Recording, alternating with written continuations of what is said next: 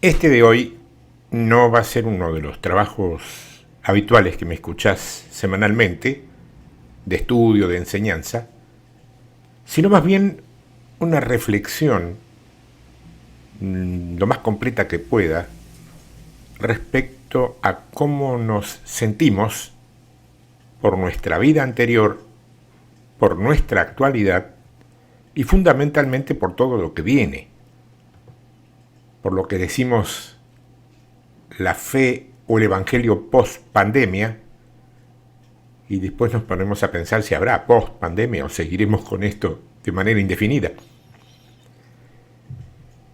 Yo confieso que en algún momento de mi vida comencé a tener miedo y horror de Dios cuando, antes de conocer lo que se conoce como iglesia, o ya en su remoto nombre de religión, comencé a ver un Dios diferente del cual antes yo ya tenía un concepto.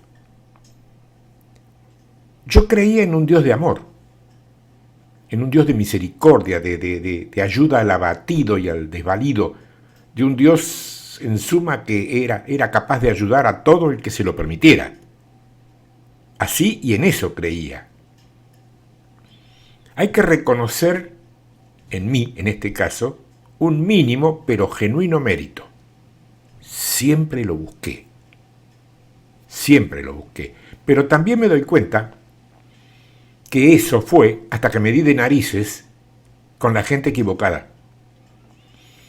Y ahí cometí el craso error de dejar que de alguna manera me indujeran esos temores, de los cuales yo siempre dudé, pero que por respeto e inseguridad siempre me callé.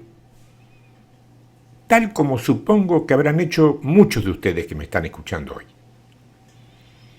Bueno, hoy puedo respirar hondo y llenar mis pulmones porque mi entendimiento ha sido más que aclarado en todas aquellas dudas que por poco me llevaron al borde de la locura. Fíjate que Dios, en su inefable e infinito amor, supo abrir y despertar mi conciencia. Aquella conciencia con la cual crecí, con la cual nací. Es decir, ese instinto que siempre estuvo en mi interior y que me inquietó permanentemente cuando sentía que una información que estaba recibiendo estaba equivocada. ¿Cómo te digo? La doble intención de aquellos hombres, con la finalidad de cautivar mi voluntad, haciéndome creer que se dependía totalmente de ellos, cuando hoy sé que todo lo visible y también lo invisible dependen solamente de Dios y no de ningún hombre, por afamado o bien intencionado que ese hombre sea. Hoy puedo dar gracias a tanta gente que, con el simple acto de cruzarse en mi camino, me ayudó notablemente a poder ver a este Dios global que reina para todos, y no a ese Dios personal al que consideramos poquito más que un osito de peluche a nuestro servicio. Yo quiero que quede más que claro que yo creo en el Dios de todos los universos. Y lo digo así porque no me atrevo a decir el Dios del universo, porque nadie me podrá confirmar si existe solo este universo. No hay científico que te confirme eso. Lo que sí sé es que haya uno o mil de todos esos universos, mi Dios es el único Dios. Yo no culpo para nada a los que lo ven como el Dios de esta tierra, pero convengamos en que si son un poquitito inteligentes, ya se dieron cuenta que la Tierra como mundo, como planeta, es apenas un minúsculo grano de arena flotando y girando en el espacio sideral divino. Bueno, esa, entre otros detalles, es lo que yo llamaría la mentalidad iglesia. pero no en referencia a la iglesia majestuosa, gloriosa y sin mancha ni arruga de la que se habla maravillas, sino de la otra, de la pequeña, la que reduce y se reduce cuando se compara con el mundo secular. Babilonia. Babilonia. Esa es la iglesia religiosa.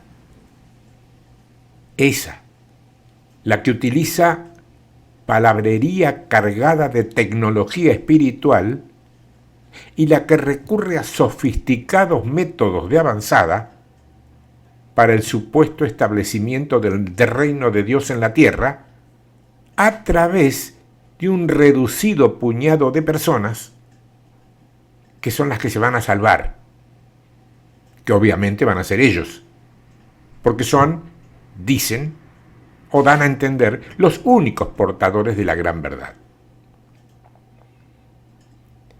De hecho, esta es una de las más grandes mentiras difundidas desde el infierno y comprada por muchos hombres en representación de afamadas entidades que, según ellos, son y serán las elegidas por Dios para establecer el día final.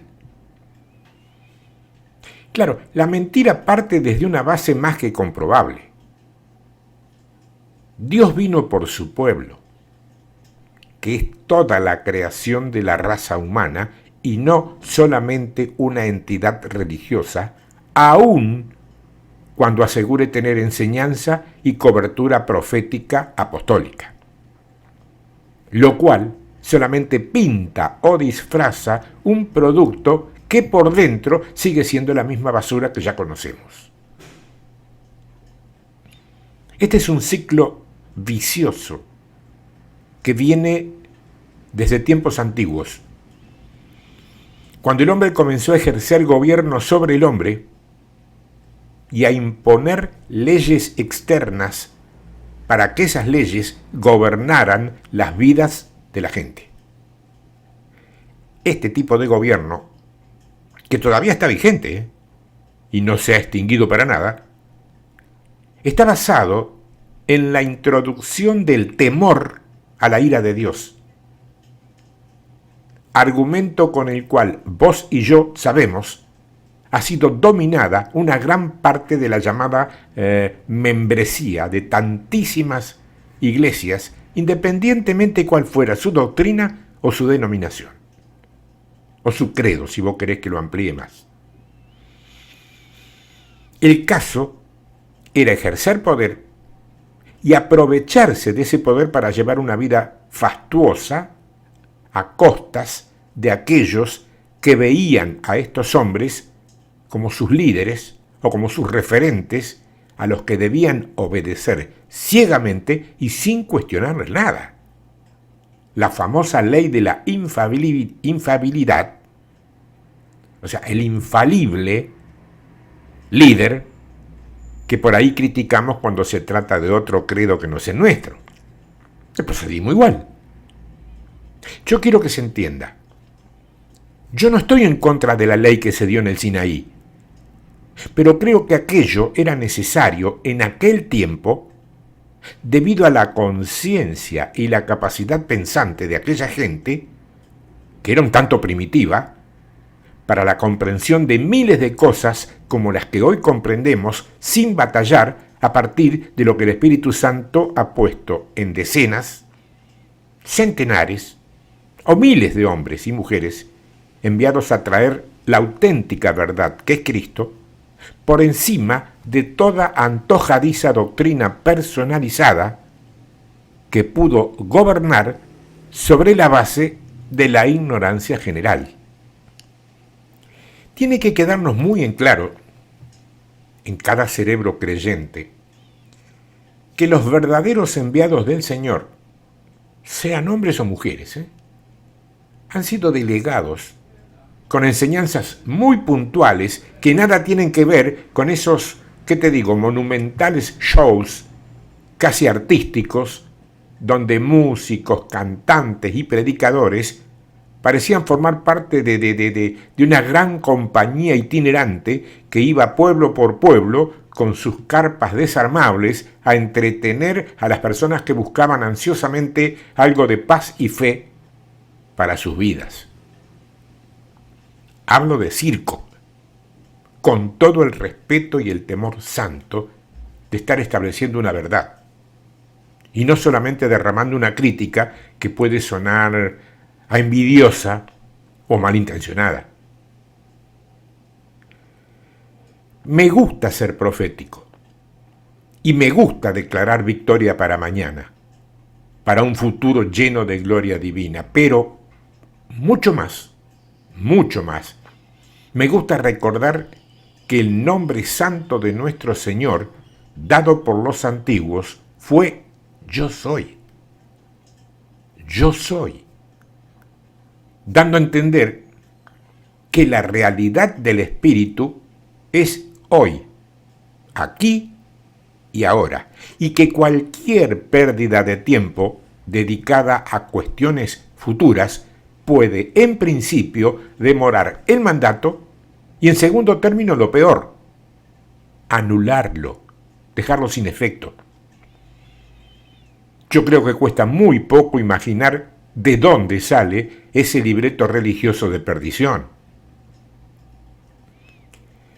¿Vos sabés que en más de una ocasión alguien ha sentido el deseo de llamarme charlatán?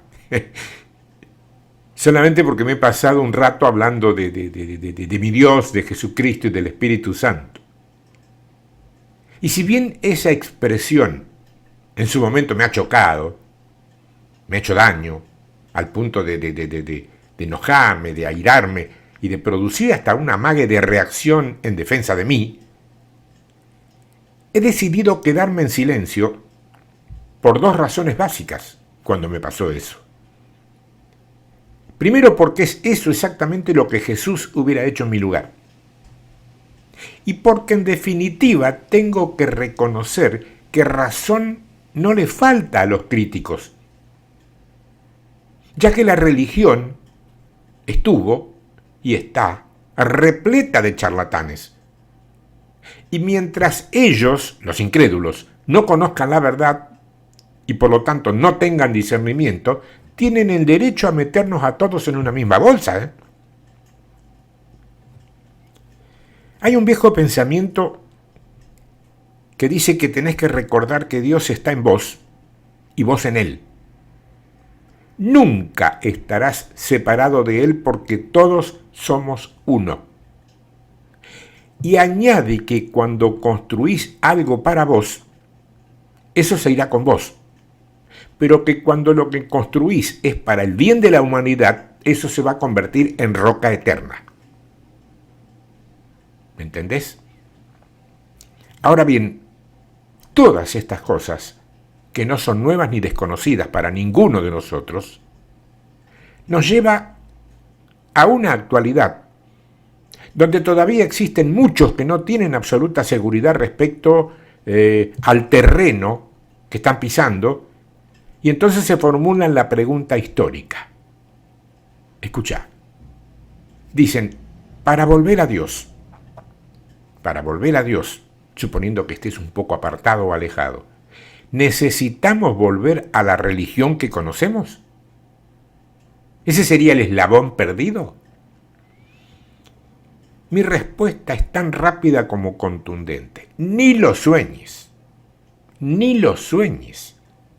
Yo estoy todos mis días hablando de regresar a los mejores sitios de nuestra espiritualidad, vos me escuchás, pero olvidando la religión y todo lo que se le parezca.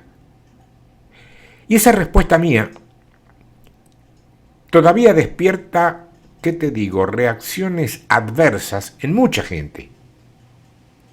Gente que no acierta a entender que creer en Dios, en Jesucristo el Hijo y su Espíritu Santo, de ninguna manera es ser religioso. Aunque el mundo se llene la boca expresándolo así, rotulándonos así, estigmatizándonos así. Para el mundo creer es religión. Religión es otra cosa. Veamos.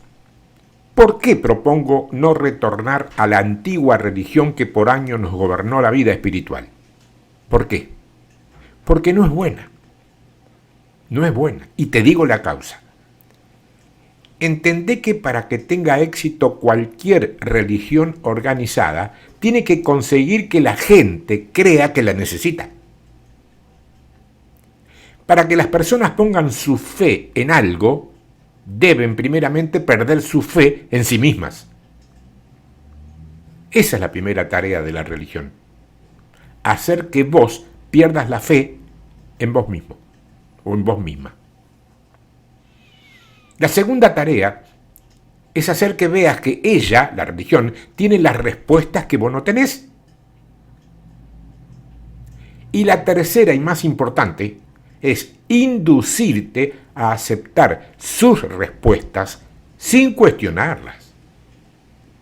Porque si las cuestionas, entonces automáticamente es porque estás empezando a pensar.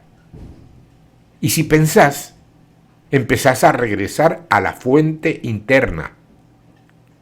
Y la religión no puede permitir que vos hagas eso, porque es probable que en la fuente eterna e interna encontres una respuesta diferente a la que se ha tejido.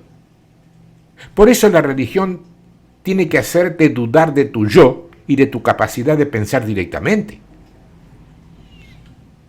El problema de la religión es que con mucha frecuencia toma caminos sinuosos. Porque si no podés aceptar sin duda alguna tus propios pensamientos, ¿cómo no vas a dudar de las ideas nuevas sobre Dios que la religión proporciona? Porque es la propia religión la que creó a los agnósticos. Cualquier pensador de mente clara que vea lo que ha hecho la religión como estructura institucional, tiene que suponer que ella no tiene a Dios. Porque es precisamente ella la que ha llenado los corazones de los hombres con el temor hacia Dios. Cuando hubo un tiempo en que el hombre amó lo que Él es en todo su esplendor. Fíjate que es también la religión la que ordenó al hombre inclinarse ante Dios. Cuando en otro tiempo el hombre se alzó alegremente hacia Dios y se inclinaba o directamente se postraba, se tiraba al suelo, a sus pies, cuando la situación lo requería o simplemente cuando quería adorarlo, sin necesidad de que ningún porrista cristiano le marcara los tiempos, los momentos y las formas. Es la religión, asimismo, la que recargó al hombre con preocupaciones sobre la ira de Dios, cuando hubo un tiempo en que el hombre buscó a Dios para que aligerara su carga, y de esa manera poder servirlo sin preocupaciones externas ni sobresaltos mundanos. Es la religión la que enseñó al hombre a avergonzarse de su cuerpo y de sus funciones más naturales, cuando hubo un tiempo en que el hombre celebró tales funciones. ¿Cómo las celebró? Como los dones más grandes de la vida. Es la religión también la que te enseñó que tenés que tener un intermediario para llegar a Dios. Un intermediario no Jesús. Cuando hubo un tiempo en que pensaste que alcanzabas a Dios por el simple hecho de vivir con obediencia, con transparencia, con bondad y con verdad. Es la religión la que ordenó a los seres humanos adorar a Dios. Cuando hubo un tiempo en que los humanos adoraban a Dios simplemente porque les era imposible no adorarlo. Por donde quiera que la religión haya ido, ha creado desunión, lo cual es opuesto de Dios, que proclama en toda la extensión de su palabra la unidad de los que están en un mismo sentir. Yo estoy recordando en este momento un aforismo de un autor no creyente, de un autor secular, que dice una gran verdad. Dice que cuando las religiones separan o dividen a los hombres, se apartan de Dios. Tal cual, no lo dijo un creyente, eso lo dijo un incrédulo. La religión separó al hombre de Dios, separó al hombre del hombre y al hombre de la mujer. ¿Por qué? Porque de hecho hay algunas religiones que afirman que el hombre es superior a la mujer. Y aún claman que Dios está muy por encima del hombre, con lo cual tienden al escenario para la más grande parodia jamás impuesta a la raza humana. Sí, Dios es tu creador, obviamente es más, pero no está allá lejos, lejano y casi sordo a lo que quieras, o ciego. Yo te digo que Dios en ese sentido no está por encima del hombre, allá lejos e inalcanzable, ¿eh? Y el hombre tampoco respecto de la mujer.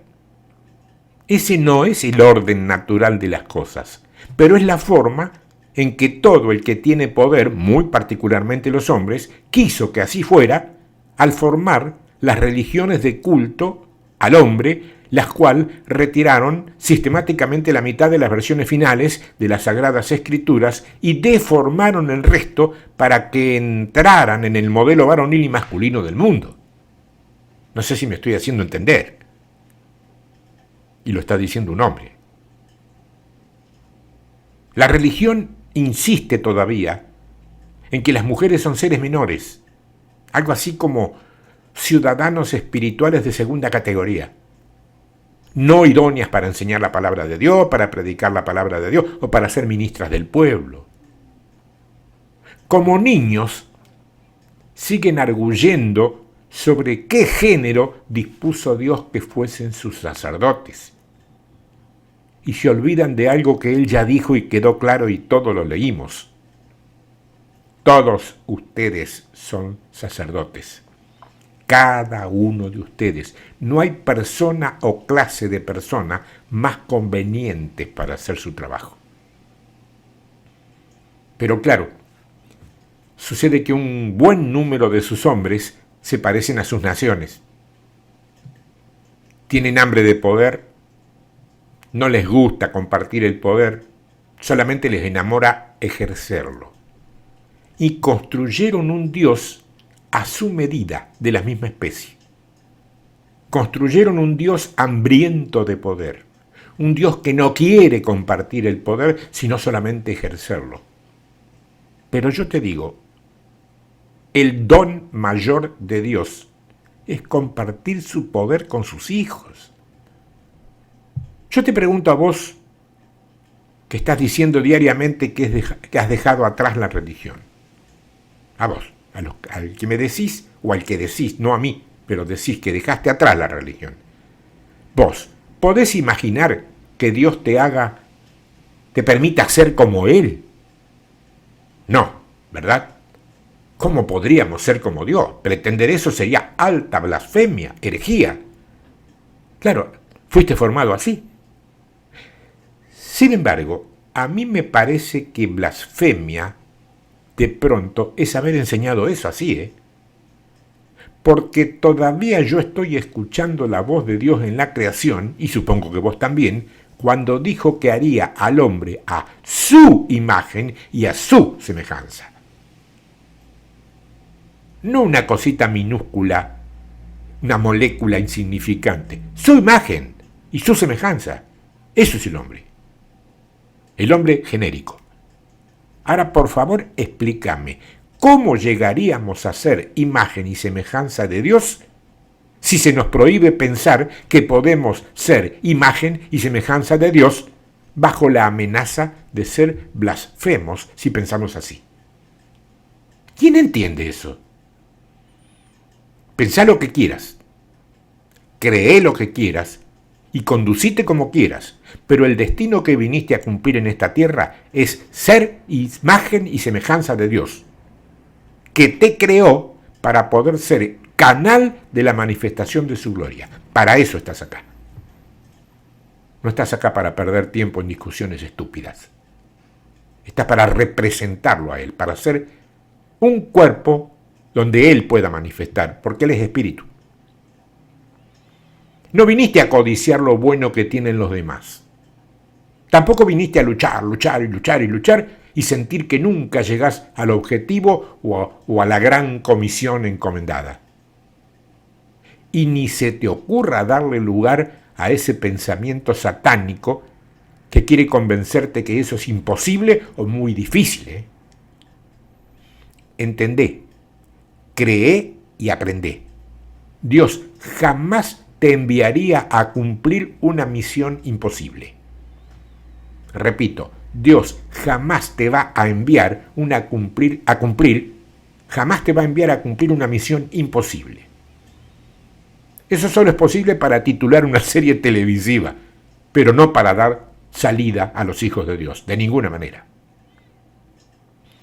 Y va a ser, ¿qué te digo? No ya necesario, sino imperativo e indispensable que creas de una vez por todas en la bondad de Dios y en la bondad incomparable de su creación.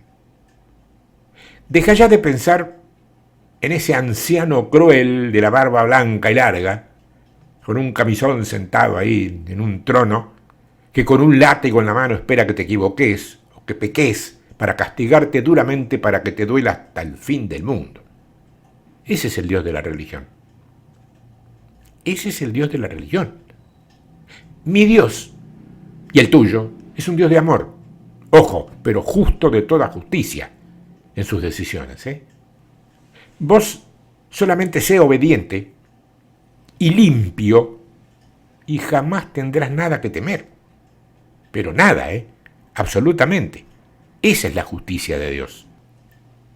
Decía esto y me acordaba, ¿sabes qué? En una ocasión, alguien como al pasar, me dijo algo que me quedó grabado a fuego para siempre. No sé si a vos te ha pasado alguna vez eso, que alguien, así medio como de relámpago, te dice algo y te pega una frase o una palabra y te queda. Bueno, esa persona, que ni siquiera recuerdo quién era, ni cuándo, ni en qué condiciones, me dijo, el poder absoluto no pide nada. Che, qué verdad que es esa. Yo muchas veces me pregunté si esa es exactamente la naturaleza de nuestro Dios. ¿Es el poder absoluto, Dios? ¿Coincidís conmigo? Yo llegué a la conclusión que sí. Y por consecuencia, aquellos hombres que en el nombre del Dios al que dicen representar son capaces de venir hasta tu propia casa a pedirte algo para Él, en realidad lo están pidiendo para ellos mismos. ¿Por qué? Porque Dios es el poder absoluto y ese poder jamás pide nada. Dios es todo y se convierte en todo.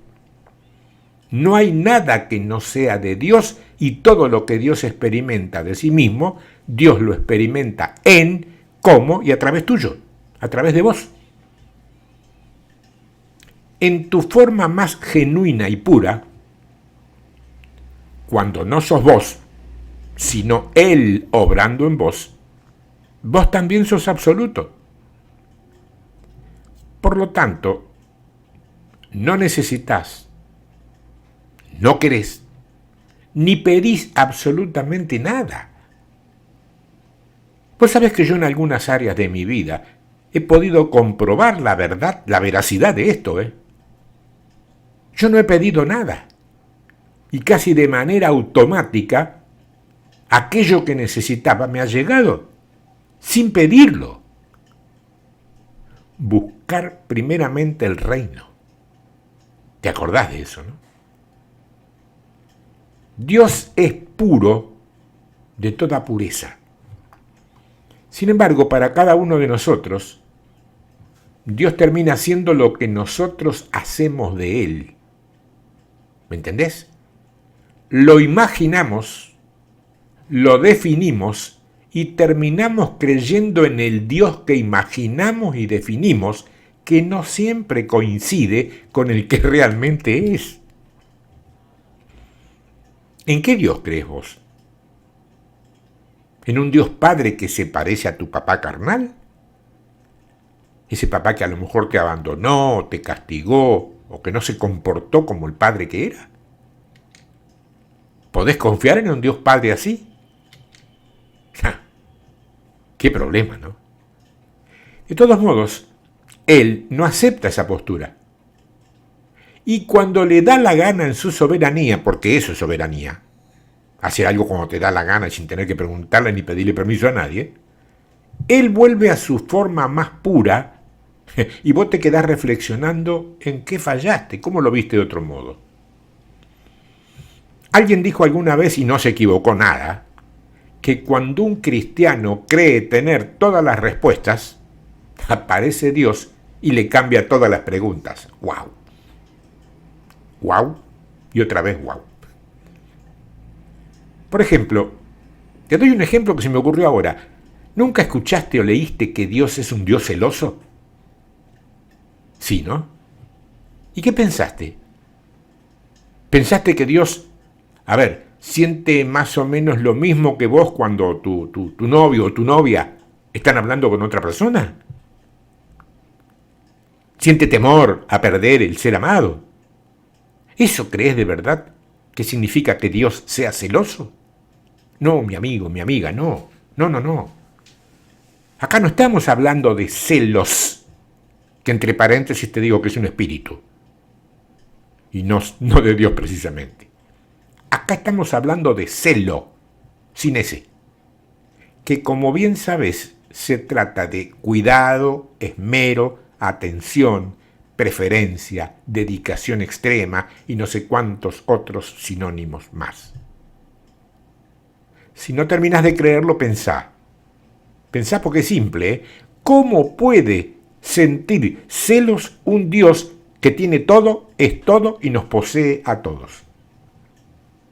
Dame una respuesta con un buen argumento. También, y todavía, hay quienes hacen de Dios una especie de viejo malhumorado, irritable, irascible y dispuesto a ejecutar al amanecer sin dudarlo a quien transgreda sus leyes. Yo pregunto, si nosotros mismos decimos que Dios no puede ser lastimado, ni puede ser dañado en modo alguno por nadie, y menos por un ser humano, ¿cómo se entiende esa irritabilidad, esa irascibilidad, ese mal humor y esa crueldad? Eso es un invento satánico, comprado alegremente por la religión legalista. ¿Me entendés? Eso es lo mismo que, basándose muy someramente de ese versículo que dice que suya es la venganza, han armado de nuestro Señor un ser vengativo. ¿Cómo podría ser vengativo con lo que Él mismo ha creado? No hay otra cosa que Dios en el universo. ¿Por qué se castigaría a sí mismo simplemente por crear? Bueno, ellos argumentan que eso Él lo hace con aquellos que se equivocan en sus pasos. Vamos a partir de una base sólida y coherente. Él te ha dejado los lineamientos esenciales de todo lo que es pecado y de lo que no lo es. Porque tengo que decirte que nosotros podemos avanzar, ser modernos en la manera de creer, modificar un montón de cosas que estábamos haciendo de un modo, destrozar antiguos legalismos y doctrinas, pero la palabra pecado sigue siendo vigente. Y lo que es pecado, ni yo ni nadie puede venir hoy a decirte que dejó de serlo, ¿eh? Te voy a dar los más grosos que se usan, que se ven más. Adulterio y fornicación no dejó de ser pecado. De ninguna manera. Quien lo diga, míralo de costadito porque me parece que no te está diciendo toda. No te está batiendo la posta, como decimos los argentinos. Vos no podés argumentar que no sabés lo que ya sabés. Pues lo traés en un chip. Vos sabés lo que está mal, lo que está bien, ¿eh? Lo que sabés desde la cuna, de toda tu vida. Ahora, que algo le guste a tu carne o no le guste y quieras hacerlo igual, es problema tuyo. Pero no podés engañar a Dios diciendo que no lo sabías, porque sí lo sabías. De todos modos, Déjame decirte que eso no te trae castigo divino. No es que Dios saca ahí un palo y te lo da en la cabeza, no. Tal como si por un paso erróneo de pronto alguien se equivoca o alguien peca y entonces un rayo del cielo enviado por él te alcanza y te achicharra y te deja las cenizas. No, no, no es así. Lo que Dios hace es limitarse a hacerse a un lado y dejarte hacer lo que el libre albedrío que Él te ha dado te permite hacer. Claro que el hecho de hacerse a un lado, Él, significa que te deja sin cobertura, porque Él no puede estar compartiendo con vos pecado alguno. Y es entonces el infierno mismo el que sí te va a hacer trizas, si seguís por ahí. Pero no como castigo de Dios, sino como una factura impaga por haber confiado en el reino de las tinieblas. Porque el reino de las tinieblas te podrá dar un montón de cosas, por pactos y demás, pero te pasa unas facturas, una cobranza, que es mucho más voluminosa de lo que te dieron. En Dios no hay tiranía. Esa tiranía nació de tu imaginación. Y tu imaginación fue influida, ya sabes por quién. Amiga, amigo, Dios siempre te está esperando. Aunque andes por la vida absolutamente perdido o perdida, y con un destino de infierno marcado a fuego y aparentemente irrevocable.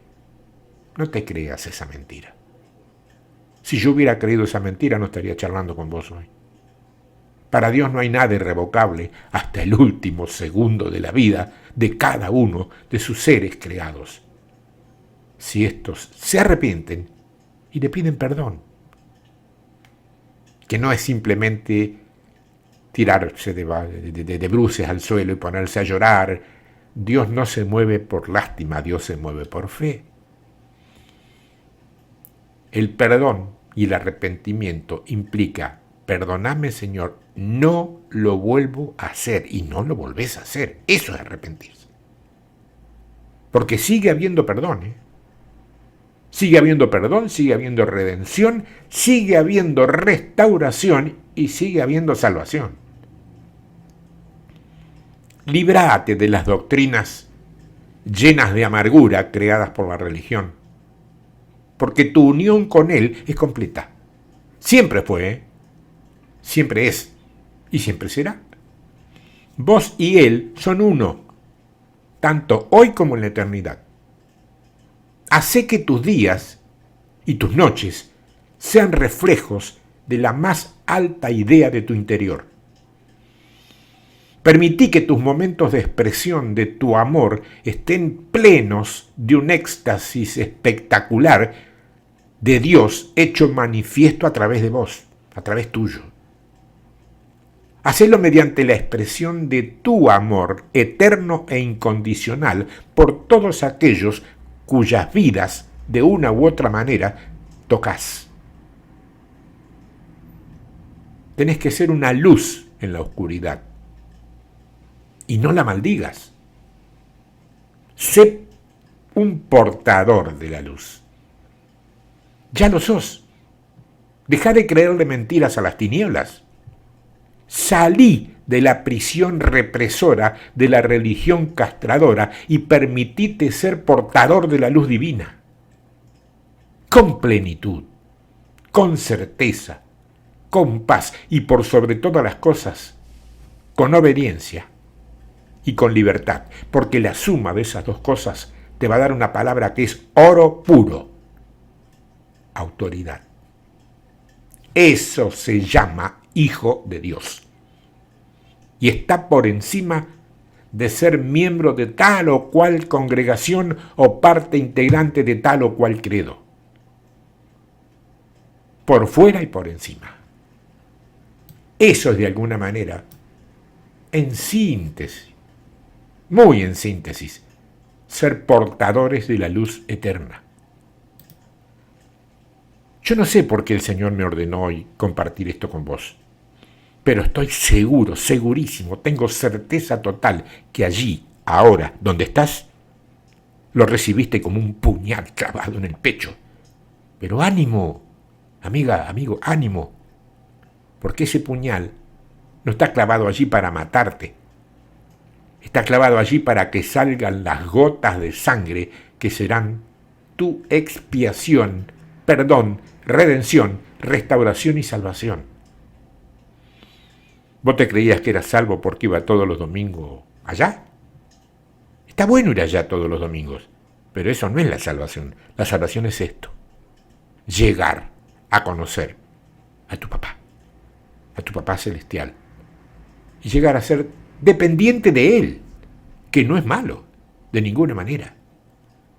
¿Querés ser un portador o una portadora de luz? Atrévete. No es difícil, ¿eh?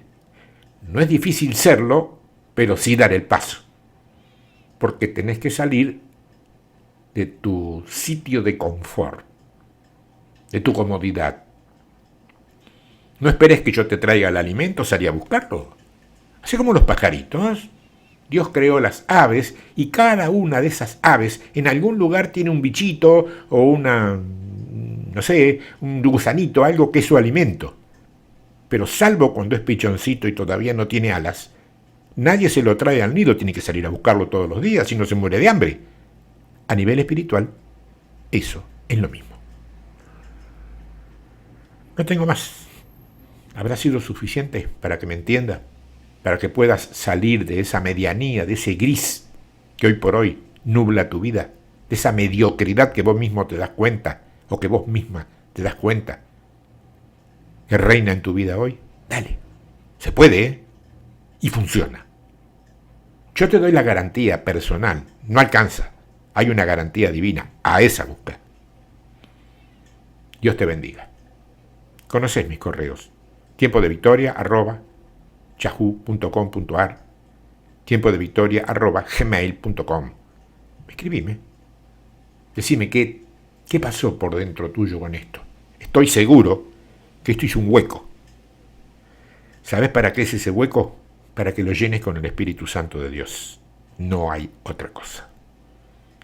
Si te resistís a llenar ese hueco con el Espíritu Santo de Dios, algún otro espíritu que no es de Dios va a venir y lo va a llenar por su cuenta. Y eso va a ser mucho peor de lo que hoy consideras peor. No quiero que te pase eso. No lo quiero. Dios te bendiga. Hasta la semana que viene, si Dios quiere.